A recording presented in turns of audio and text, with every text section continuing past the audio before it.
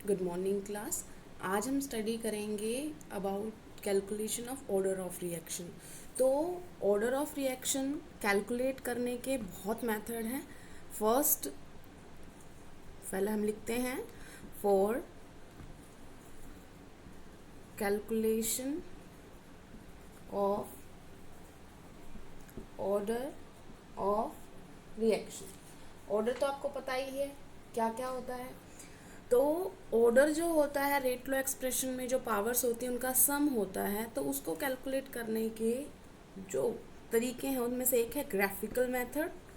Graph की मदद से बता सकते हैं हम। दूसरा मेथड है initial rate method.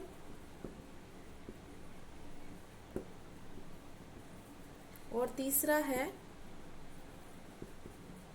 Integrated rate लो मेथड।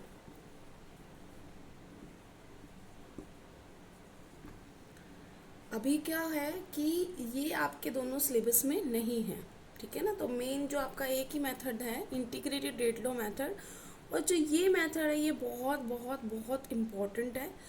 इसके अंदर या तो इसका डेरिवेशन आता है सिर्फ ज़ीरो ऑर्डर का और फर्स्ट ऑर्डर का है आपके सिलेबस में। तो ज़ीरो ऑर्डर और फर्स्ट ऑर्डर दोनों का ही जो हम इंटीग्रेटेड रेट लो मेथड करेंगे इम्पॉर्टेंट है। प्लस अगर वो न्यूमेरिकल भी दे सकते हैं तो numerical mostly first order reaction में से आते हैं। तो हम बहुत बहुत इंपॉर्टेंट टॉपिक पढ़ने जा रहे हैं आज, इंटीग्रेटेड रेट लो मेथड। अब नाम से आपको पता चल रहा है कि इंटीग्रेटेड रेट लो मेथड क्या है, मतलब हमने इंटीग्रेशन करना है। तो इसका मतलब हमें कोई डिफरेंशियल इक्वेशन चाहिएगी। तो इंटीग्रेटेड रेट लो मेथड के लिए हम कोई भी रिएक्शन लिखते हैं हमें उसकी फॉर्म लिखनी है डिफरेंशियल वाली इक्वेशन। तो मान लो हम फॉर एनी रिएक्शन कर रही हूँ मैं, फॉर एनी रिएक्शन हमारे पास कोई भी रिएक्शन है, मान लो यही है और हमने ये बना दिया कि मान लो हमारे पास ये रिएक्शन है, ठीक है। तो जो हमारा रेट हम एक्सप्रेस करते हैं अगर हम उसकी फॉर्म में करें डिफरेंशियल इक्वेशन में, तो रिएक्टेंट के हिसाब से जो रिएक्टेंट की कंसंट्रेशन होगी वो डिक्रीज हो रही है, minus change in concentration small change, because हम डिफरेंशियल इक्वेशन की बात कर रहे हैं, with in the small change in time बराबर किसके होगा, यहाँ पर आएगा क्योंकि हमने डायरेक्टली प्रोपोर्शनल का साइन हटा रखा है तो के आएगा जो हमारा रेट कांस्टेंट है। और फिर यहाँ पर जो भी आपके रिएक्टेंट्स हैं वो आएंगे और उनके ऊपर पावर ये नहीं आएंगी क्योंकि रेट लो एक्सप्रेशन में एक्सपेरिमेंटल वैल्यू होती है कैलकुलेटेड। तो इसकी हो सकता है हमने मान लो अल्फा कोई वैल्यू आई और इसकी मान लो हमने बीटा कोई वैल्यू आ गई। तो आपको इस इक्वेशन की मदद से ये सॉल्व करना है। तो अब हम बात कर रहे हैं कि ज़ीरो ऑर्डर के लिए हम कैसे करेंगे और फर्स्ट ऑर्डर के लिए हम कैसे करेंगे। तो अभी हम कर रहे हैं ज़ीरो ऑर्डर के लिए। तो हम कर रहे हैं integrated rate law method for zero order reaction, ठीक है। तो अगर हम कोई भी रिएक्शन मान लेते हैं, कोई भी रिएक्शन हमने मान ली, तो हम एक जनरल रिएक्शन मान लेते हैं। लेट एक रिएक्शन मान ली हमने कि जो रिएक्टेंट है ए वो क्या दे रहा है, प्रोडक्ट्स दे रहा है, बस इतनी सी बात मान ली ना। तो अगर हम कह रहे हैं कि रेट लॉ एक्सप्रेशन के हिसाब से according to rate law expression हम वो डिफरेंशियल फॉर्म अगर हम लिखेंगे तो क्या लिखेंगे कि जो रेट है वो डायरेक्टली प्रोपोर्शनल है किसके, देखो कौन सी ऑर्डर ऑफ रिएक्शन है, ज़ीरो। इसका मतलब ए की यहाँ पर पावर कितनी आई है, ज़ीरो, क्योंकि एन की वैल्यू कितनी है, बिकॉज एन की वैल्यू कितनी है, ज़ीरो। और एन कहाँ से मिलता है हमें, यहाँ से। रिएक्टेंट आपको एक ही नज़र आ रहा है तो यहाँ पर हमारी वैल्यू क्या आ गई, ज़ीरो आ गई, ठीक है। अब अगर हम इसको आगे सॉल्व करेंगे तो रेट को इसको ओपन करके लिख लेंगे डायरेक्टली प्रोपोर्शनल को, तो जो है हमारा आ जाएगा, ये आ जाएगा के ए नोट। अब जो रेट है इसको भी अगर आप रिएक्टेंट की फॉर्म में लिखेंगे तो हम क्या लिखेंगे कि decrease in concentration of A in small time. Interval. तो ये small change in concentration of reactant in small interval of time, minus sign हमने इसलिए लगाया है क्योंकि रिएक्टेंट जो होते हैं वो डिक्रीज कर रहे हैं, उनके रिएक्शन के दौरान क्या हो रही है, कंसंट्रेशन घट रही है। अब जो आपको सेम चीज़ लग रही है वो हम इकट्ठा कर देते हैं और दूसरी सेपरेट कर देते हैं। तो आप क्या लेके आएंगे, देखो A0 तो क्या है, यहाँ पर मैं क्या लिख सकती हूँ कि A0 की जो है उसको हम क्या लिखेंगे 1, क्योंकि उसकी पावर तो कुछ है ही नहीं, 0 है, और किसी की पावर 0 होती है तो उसकी क्या हो जाएगी 1 हो जाएगी। तो क्योंकि इसकी 1 आ गई तो इसका मतलब ये रेट को हमने ये बोला था, ठीक है। तो अगर हमने रेट को ये बोला है तो यहाँ पर क्या होगा, ये किसके बराबर आ जाएगा, K के बराबर आ जाएगा, ठीक है।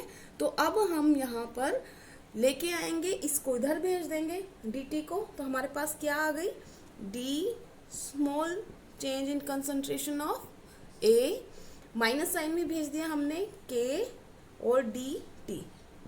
ये बात समझ में आ गई, सिंपल है, हमारे पास ये इक्वेशन आ गई है, फर्स्ट इक्वेशन, ठीक है। अब हम आते हैं नेक्स्ट इसकी एक्सप्रेशन पे।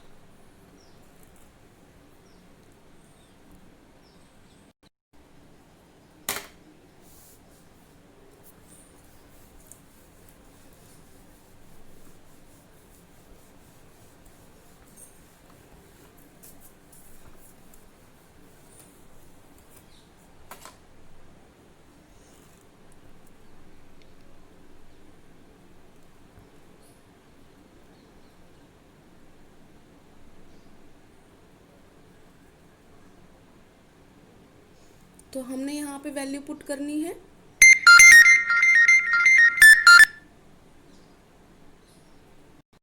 तो बेटा जो हमारी आई की वैल्यू आई थी, हमारी आई की जो वैल्यू आई थी वो कितनी आई थी, A0 बोलो A0 बोलो, वो आपकी मर्जी है, ठीक है। तो हमने ये आई की वैल्यू उसमें पुट कर दी इक्वेशन नंबर 2 के अंदर। तो हमें क्या मिला, हमें मिला कि हम लिख लेते हैं put this value of I in equation 2।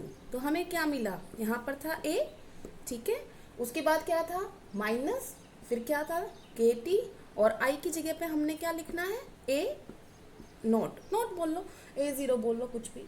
तो अभी आपके पास क्या चीज़ आ गई है, ये इक्वेशन आ गई। तो ये क्या आप इसमें रेट कांस्टेंट की वैल्यू निकाल सकते हैं, हाँ निकाल सकते हैं, तो निकाल लेते हैं इसमें रेट कांस्टेंट की वैल्यू। तो हमने क्या किया, हमने इसको इधर ले आए, माइनस में है ये, तो इधर जाएगा तो क्या हो जाएगा, ये आ जाएगा प्लस में, ठीक है। तो ये बन जाएगा KT, ये प्लस हो गया, और ये चीज़ चली जाएगी इधर, तो ये A0 तो ज़्यादा ही होगा ना, क्योंकि वो बिल्कुल इनिशियल कंसंट्रेशन है, और उसके अंदर से हमने ये क्या घटा दी, किसी भी टाइम पे कंसंट्रेशन, 10 मिनट 20 मिनट जो भी उसका टाइम कहेगा, ठीक है। तो यहाँ पर हम K की वैल्यू निकाल रहे हैं। K की वैल्यू क्या आई है हमारे पास कि A0 माइनस A की कंसंट्रेशन अपॉन में क्या आ जाएगा हमारे पास, टाइम, ठीक है। ये जो आई आपकी, ये आपकी K की वैल्यू आई है फॉर 0 ऑर्डर रिएक्शन, ठीक है। तो ये एक्सप्रेशन पूरा हो चुका है, कंप्लीट है। हमने रेट कांस्टेंट निकालना होता है, हमने निकाल लिया है, ठीक है। अब बात करते हैं क्या हम इसे ग्राफ की मदद से भी कर सकते हैं, कि अगर हमें ग्राफिकल इक्वेशन चाहिए कोई, तो हम कोई उसको निकाल सकते हैं कि नहीं निकाल सकते हैं। तो उसके लिए आपको इसको y = mx+c में लाना पड़ेगा।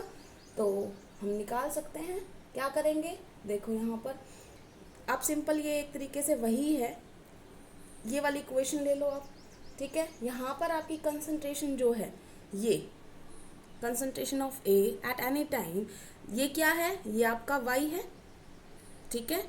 ये आपका क्या है, ये आपका x है, ये आपका क्या है माइनस के, ये आपका m है और ये आपका कांस्टेंट है और ये क्या है, क्योंकि इनिशियल कंसंट्रेशन थी, ये आपका c है। ठीक है, तो y is equal to M x plus c आपका स्ट्रेट लाइन इक्वेशन फॉलो करती है। तो इसका मतलब अब आपको ग्राफ बनाना हो इस इक्वेशन की मदद से आप बना सकते हो कि नहीं बना सकते हो। सिंपल क्या है, हमने क्या लिया अभी देखो, एक्स एक्सिस क्या है टाइम की, ये हो गई टाइम। उसके बाद कौन सी concentration, concentration of air at any time, तो हमारे पास ये हो गया, ये हमारी वाई एक्सिस है। ठीक है, अब माइनस है इसका मतलब डिक्रीज वाली कंसंट्रेशन, माइनस स्लोपिंग डाउन जाएगा ना, तो इसका मतलब माइनस। और उसके बाद हमारे पास यहाँ पर डिक्रीज कर रही है वैल्यू, और तो हमारा जो m आया है वहाँ पर, यहाँ पर क्या आ गया माइनस के। ठीक है, तो यहाँ पर ये कट कर रहा है जो स्लोप, तो ये हमारा क्या आ गया इंटरसेप्ट आ गया, जो हमारा क्या है c। तो इसका मतलब ये क्या चीज़ है, ये है हमारा ए नॉट, मतलब इनिशियल कंसंट्रेशन ऑफ रिएक्टेंट। ठीक है, तो आपको पूरा ग्राफ समझ में आ गया होगा। इसमें क्या है, c क्या है हमारे पास ए नॉट, m स्लोप क्या है, ये अलग अलग चीज़ें हैं बेटा, इनको अच्छी तरीके से लिख लें। मैं यहाँ पर लिख देती हूँ सेपरेटली। क्या स्लोप क्या आया है यहाँ पर, स्लोप है हमारा m दैट इज माइनस के फॉर दिस ग्राफ। ठीक है, और इंटरसेप्ट, इंटरसेप्ट जो हमारा होता है जिसे हम c बोलते हैं, वो हमारा क्या है a0 या a नोट। ठीक है, तो इस तरीके से हमारा ये पूरा एक्सप्रेशन डेरिवेशन हो चुका है। तो अगर आपको आता है कि derive expression for zero order reaction according to integrated rate law method, तो आपने ये करके आना है, पूरा करके आना है। कई बार ग्राफ पूछते हैं तो आपने ग्राफ भी बना के आना है, और अगर नहीं पूछते हैं तो आप यहाँ तक करके छोड़ सकते हो। ठीक है ना, लेकिन यहाँ पर छोड़ना नहीं है आपने, क्योंकि आपको अभी तक मैंने सिर्फ बोलने में समझाया कि ए नोट क्या है, ए क्या है, टी क्या है, के क्या है, आपको ये लिखना है। तो हम लिख लेते हैं कि ये टर्म्स जो आई हैं वो क्या क्या हैं। तो हम लिख रहे हैं ए नोट जो आया था, जो अभी लास्ट में आया था, वो क्या था, concentration of reactant at T जब जीरो होगा, मतलब इनिशियल कंसंट्रेशन लेवल की। आप सिंपल ये भी लिख सकते हैं इनिशियल कंसंट्रेशन ऑफ रिएक्टेंट या concentration of reactant at time zero. A क्या है, concentration of reactants at any time t. ठीक है, टी क्या है, टाइम पीरियड, सिंपल है। के क्या है हमारा रेट कांस्टेंट, और आप इसको बोल सकते हो स्पेसिफिक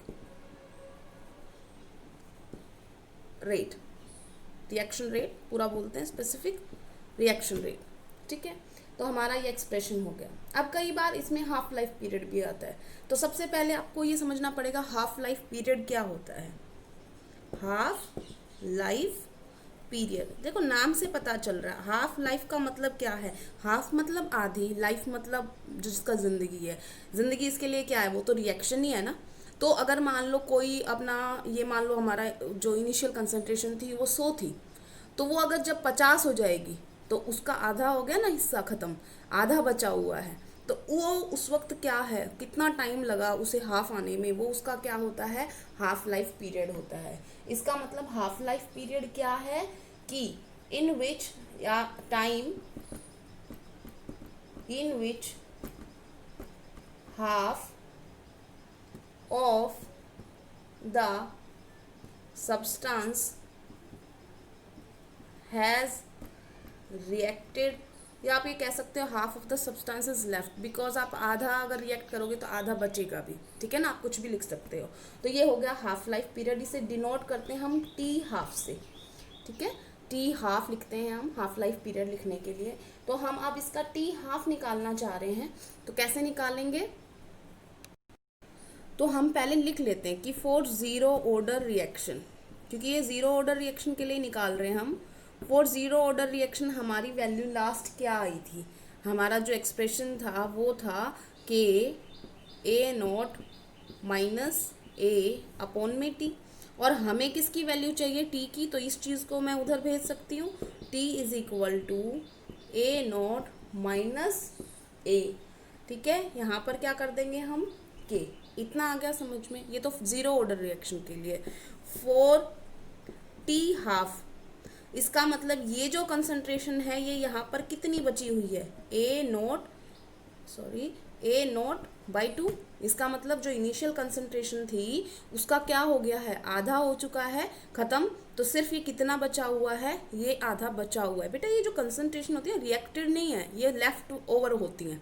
कभी आप सोचो कि मैम ये कैसे होते हैं, तो इतना क्या हो चुका उसका, ये बचा हुआ है। तो हम क्या करेंगे, हम ये लिख दिया हमने ए नोट बाय टू हमारा है। तो अब हम इस टी की वैल्यू हमारे पास क्या हो गई है, टी हाफ हो गई, ए की value A note by two हो गई।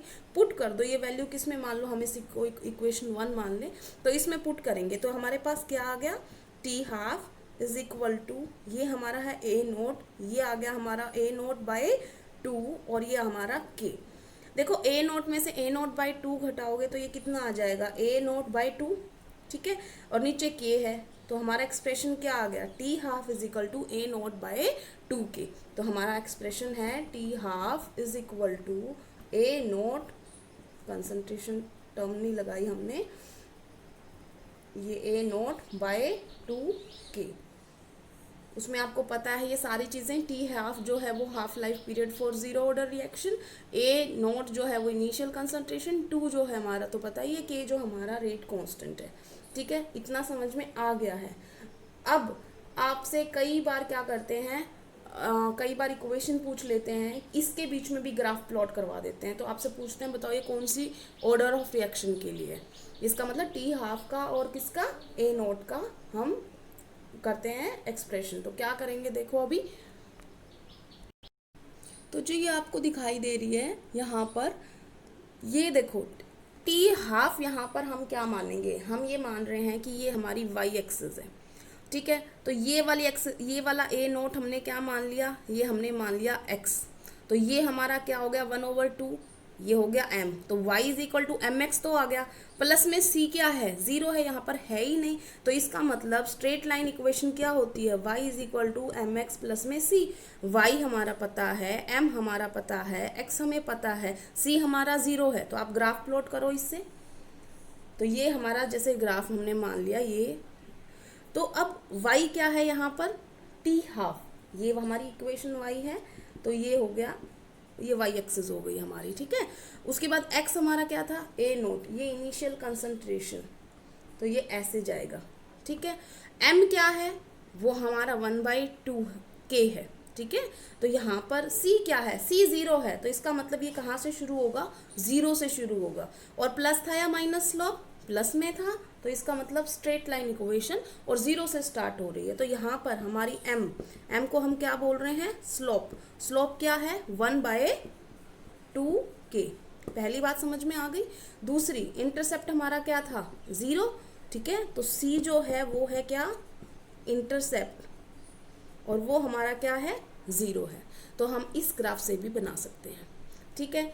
कई बार एक और ग्राफ भी देते हैं, तो हम वो भी स्टडी कर लेते हैं, साथ में सारे ग्राफ हो जाएंगे फिर।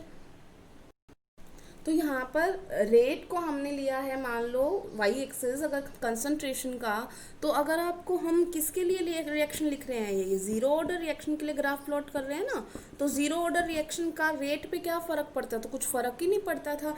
रेट जो होता था वो आपका इनिशियल जो आपकी कंसंट्रेशन होती थी उस पर डिपेंड ही नहीं कर रहा था, क्योंकि वो ए के ऊपर क्या था, जीरो था। तो इसका मतलब इस पर डिपेंड ही नहीं कर रहा था, सिर्फ यहाँ पर वैल्यू हमारी क्या आई थी, अगर आपको ध्यान हो, के आया था ना सिर्फ। तो इसका मतलब कुछ फ़र्क नहीं पड़ना, इसका मतलब कंसंट्रेशन आप चाहे कुछ करी जाओ, इस रेट के ऊपर कुछ फ़र्क नहीं पड़ेगा। तो एक मान लो वैल्यू, कोई भी वैल्यू है वो वैसी की वैसी रहेगी। तो ये पैरेलल एक्सिस आएगी। इस पैरेलल एक्सिस का मतलब क्या है, पैरेलल जो लाइन है, it shows that parallel line in the graph shows that there is no effect on the rate of reaction due to concentration of reactants। इसी वजह से हम इसको क्या बोलते हैं, जीरो ऑर्डर रिएक्शन बोलते हैं। तो अब आपको सारे ग्राफ करवा दिए हैं। पहला ग्राफ था अगर डिफरेंशियल इक्वेशन वाला जो इंटीग्रेटेड रेट लो मेथड के हिसाब से, वो ग्राफ आपने तब बताना है जब वो बोलें कि आप रेट लो मेथड के हिसाब से इंटीग्रेटेड मेथड के हिसाब से करो और ग्राफ प्लॉट करो, तब आप पहले वाला बनाओगे। दूसरा हमने हाफ लाइफ का बताया था, और ये तीसरा हमने सिंपल रेट लो एक्सप्रेशन के लिए बनाया है। ठीक है, तो आज हमारा जीरो ऑर्डर का हो चुका है। अगर मैं आपसे पूछूं यूनिट्स आप बता सकते हो जीरो ऑर्डर के लिए, तो बता सकते हो कि नहीं बता सकते हो? जीरो ऑर्डर के लिए रिएक्शन तो सॉरी यूनिट्स, तो के की वैल्यू किसके बराबर आ रही है? रेट के बराबर। रेट क्या होता है? कंसंट्रेशन अपॉन में टाइम। कंसंट्रेशन अपॉन में टाइम मतलब मोल्स पर लीटर पर सेकेंड। हालांकि मैंने आपको यूनिट पहले ही करवा दी थी, तो ये तो सिंपल है, ये तो आपको समझ में आ रखे हैं यूनिट्स। तो आई थिंक आपको ये जीरो ऑर्डर रिएक्शन समझ में आ गया होगा। अगर आपको कोई डाउट होता है तो आप प्लीज़ मुझे बताएं ताकि मैं वो सॉल्व करवा सकूं। ठीक है, नहीं तो नेक्स्ट हम कल फर्स्ट ऑर्डर रिएक्शन के लिए करेंगे, और ये इंपॉर्टेंट टॉपिक है, बहुत इंपॉर्टेंट टॉपिक है। नहीं समझ में आए तो आप प्लीज़ मुझे बता दें। ठीक है, थैंक यू क्लास।